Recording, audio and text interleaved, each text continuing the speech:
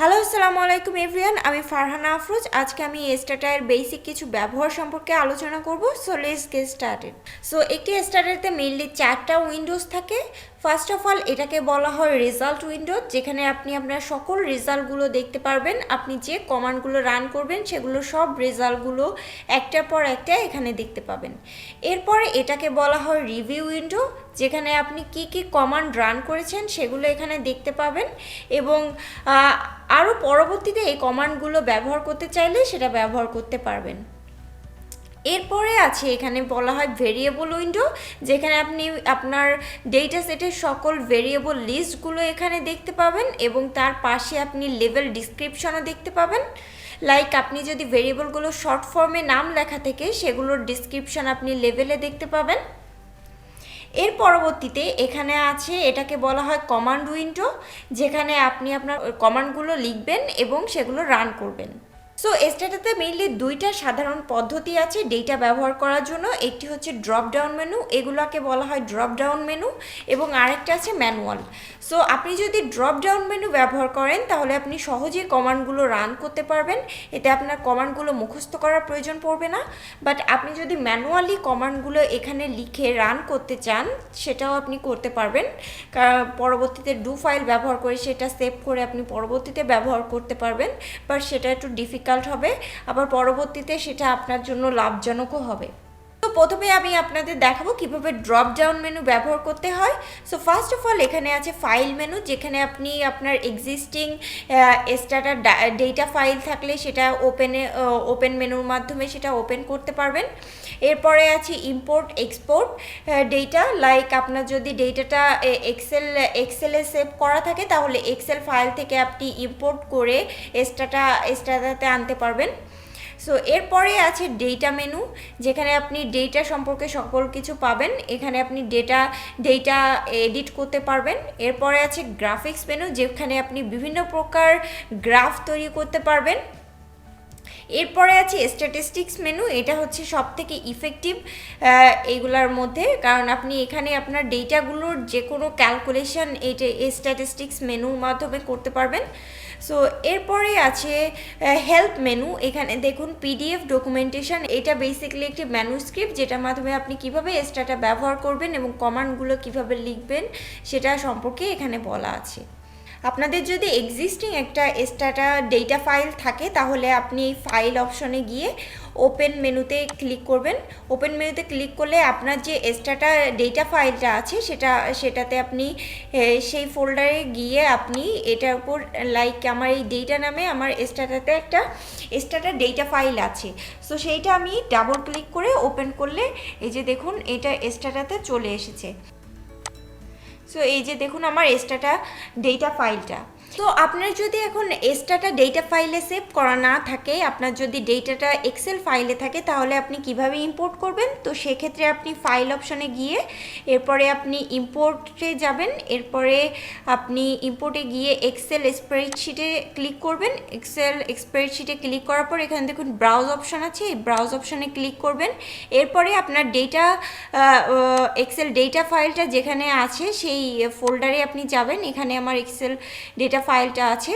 So আমি যদি এইটা ওপেন করতে চাই তাহলে এটাতে ডাবল ক্লিক করতে হবে।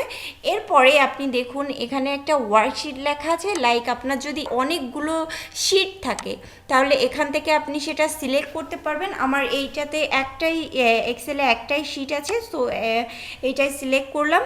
এরপরে দেখুন এখানে একটা অপশন আছে import first row as variable name. So আমাদের মেইনলি এক্সেল ডেটা ফাইলে ফার্স্ট রোতে ভেরিয়েবল নেমসই থাকে, সো সেক্ষেত্রে আমি এইটাতে ক্লিক করে দিলাম।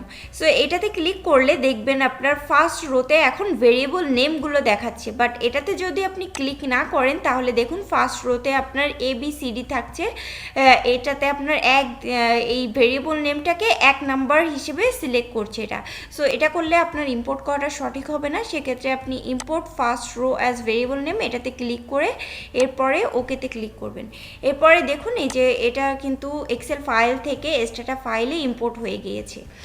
সো এখানে এবার দেখুন এখানে ভেরিয়েবল লিস্টগুলো আমার যে এখানে যে ভেরিয়েবলগুলো আছে সেই ভেরিয়েবলগুলো আমি এখানে দেখতে পাচ্ছি। এরপরে লেভেল, এখন এই লেভেল অপশনটা আপনি এডিট করতে পারবেন। লাইক আপনার এই ডেটা ফাইলে গিয়ে আপনার এখানে ধরলাম আপনার এটাকে শর্ট ফর্মে লেখা আছে, লাইক ভেরিয়েবল নেমটা আপনার শর্ট ফর্মে লেখা আছে। সো এটাকে আপনি ভালোভাবে বোঝার জন্য এই লেভেলে আপনি লিখে রাখতে পারেন এটাকে যে ইনভেস্টমেন্ট ইন টাকা। সো এটাতে লিখলে আপনি দেখবেন যে এখন এর পাশে দেখাচ্ছি ইনভেস্টমেন্ট ইন টাকা, তার মানে আপনার ভেরিয়েবলের ডেসক্রিপশনটা আপনি এই লেভেলে লিখতে পারবেন। তো এখানে দেখুন যে এখানে দুইটা মেনু আছে ডেটায়ের, data editor and data editor browse.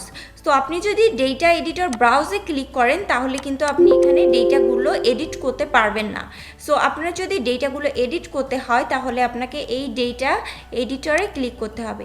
এরপরে আপনি আপনার ডেটাগুলো এখান থেকে এডিট করতে পারবেন। লাইক এখানে যদি আপনি কিছু লিখতে চান তাহলে লিখতে পারবেন, অথবা আপনি যদি এই রোটা ডিলিট করতে চান তাহলে আপনি এখানে ক্লিক করে এটাকে সিলেক্ট করে ড্রপ সিলেক্টেড ডেটা ক্লিক করলে এরপরে are you sure to drop ইয়েসে ক্লিক করলে আপনার এই রোটা ডিলিট হয়ে যাবে।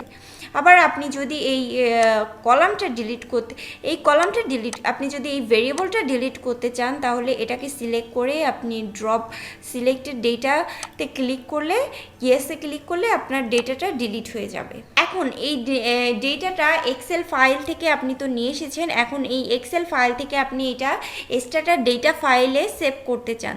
সো সেক্ষেত্রে আপনি এই সেভ অপশানে গিয়ে আপনি যে কোনো একটা ফোল্ডারে যে ফোল্ডারে সেভ করতে চান সেই ফোল্ডারে গিয়ে এখানে ফাইল নেম লিখবেন। এই স্টারটা ডিলিট করে এখানে আপনি ফাইল নেম লিখে এটাতে সেভে ক্লিক করলে এটাতে সেভ হয়ে যাবে। এখন আপনি যদি বিভিন্ন প্রকার ক্যালকুলেশন করেন এবং ডেটা এডিট করেন, বাট আপনি এই ডেটা ফাইলটা আপনি অ্যাজ ইট ইজ রাখতে চান এবং নতুন একটা ডেটা ফাইল সেভ করতে চান, সো সেক্ষেত্রে আপনি এই ফাইলে যাবেন, ফাইলে গিয়ে সেভ অ্যাজ এ ক্লিক করবেন এবং সেভ অ্যাজ এ ক্লিক করে এখানে আরেকটা নেম দিয়ে আপনি যে ফোল্ডারে সেভ করতে চান সেখানে সেভ করতে পারবেন। এখন আমি দুইটা মোস্ট ইম্পর্টেন্ট ফাইল নিয়ে কথা বলবো, একটা হচ্ছে লগ ফাইল এবং একটা হচ্ছে do file. So first of all আমি লগ ফাইলের ব্যবহার সম্পর্কে আলোচনা করব, তারপরে আমি ডু ফাইলের ব্যবহার সম্পর্কে আলোচনা করব। লগ ফাইল হচ্ছে এমন একটা ফাইল যেখানে আপনি যে কাজগুলো করেছেন, লাইক রেজাল্ট উইন্ডোতে যে রেজাল্টগুলো থাকবে সেগুলো যদি আপনি কোনো একটা ফাইলে সেভ করতে চান, আপনি যে কাজগুলো করেছেন সেগুলো সেভ করতে চান, তাহলে আপনি এই লগ ফাইলটা ওপেন করবেন। সো লগ ফাইলটা ওপেন করার ক্ষেত্রে আপনার ফাইলে অপশনে যেতে হবে। এরপরে এখানে দেখুন লগ অপশন আছে, এরপরে বিগিনে ক্লিক করে আপনি যে ফোল্ডারে এই লগ ফাইলটা সেভ করতে চান সেই ফোল্ডারে গিয়ে এর একটা নাম দিয়ে সেভ করবেন। এরপরে সেভে ক্লিক করবেন। এবার দেখুন এটা লগ ফাইলটা স্টার্ট হয়ে গিয়েছে। এখন আপনি যে কোনো প্রকার ক্যালকুলেশন এখানে করবেন সেগুলো রেজাল্ট সহ সেটা লগ ফাইলে সেভ হয়ে থাকবে। লাইক আমি এখানে ডেসক্রাইব ক্লিক করলে এই যে এই রেজাল্টটা চলে এসেছে, এই রেজাল্টটাও লগ ফাইলে অটোমেটিক সেভ হয়ে গিয়েছে। সো এখন যদি আমরা লগ ফাইলে যাই তাহলে আমরা দেখতে পাবো এই যে দেখুন আমরা যে ক্যালকুলেশনটা করেছি সেটা ডেসক্রাইব আমি কমান্ড দিয়েছি এবং এই রেজাল্টটা চলে এসেছে। সো এটা আমার লগ ফাইলে সেভ হয়ে গিয়েছে। সো এখন লগ ফাইলের আরও কিছু মেনু আছে, লাইক আপনি যদি লগ ফাইলে দেখেন এখানে একটা সাসপেন্ড মেনু আছে।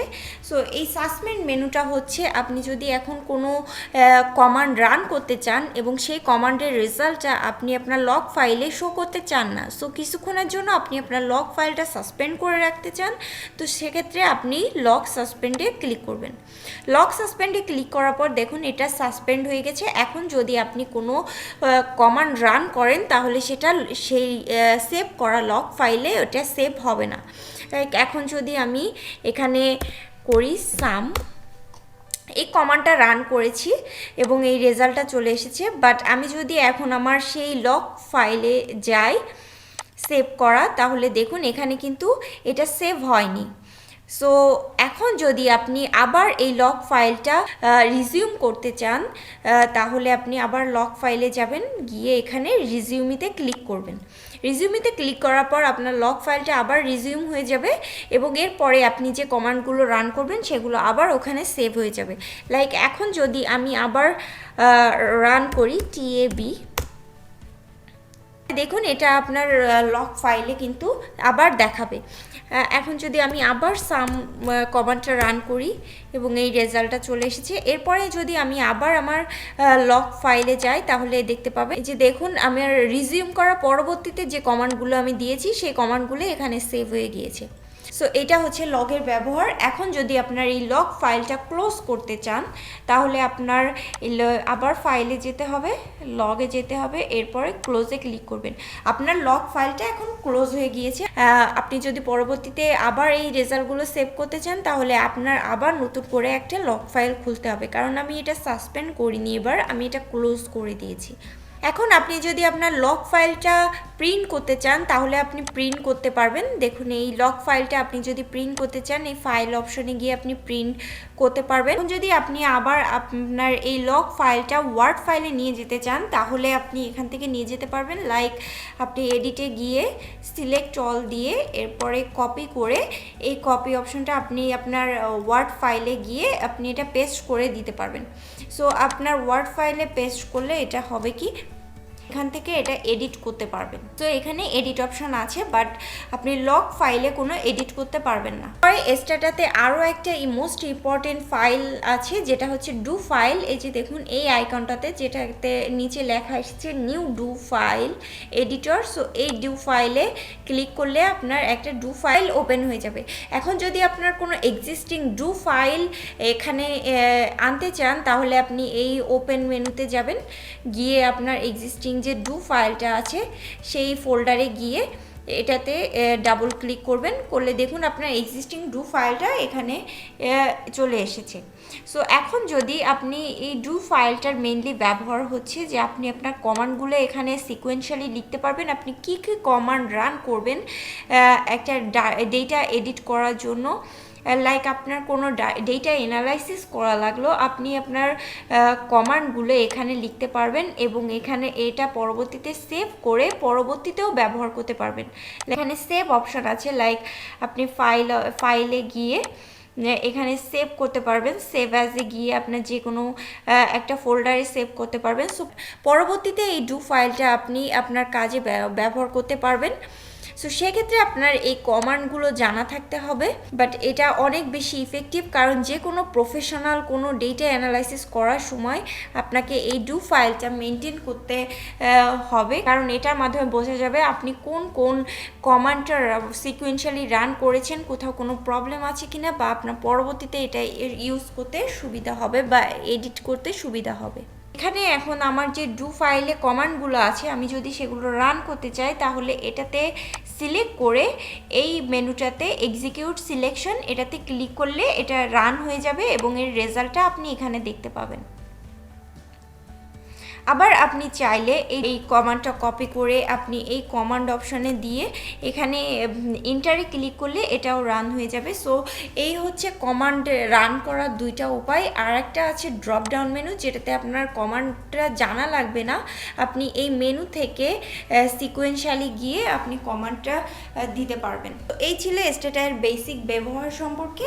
সো আশা করি আপনাদের এই ভিডিওটা ভালো লাগবে। যদি এই ভিডিওটা ভালো লেগে থাকে তাহলে লাইক, শেয়ার অ্যান্ড সাবস্ক্রাইব করতে ভুলবেন না। আল্লাহ হাফেজ।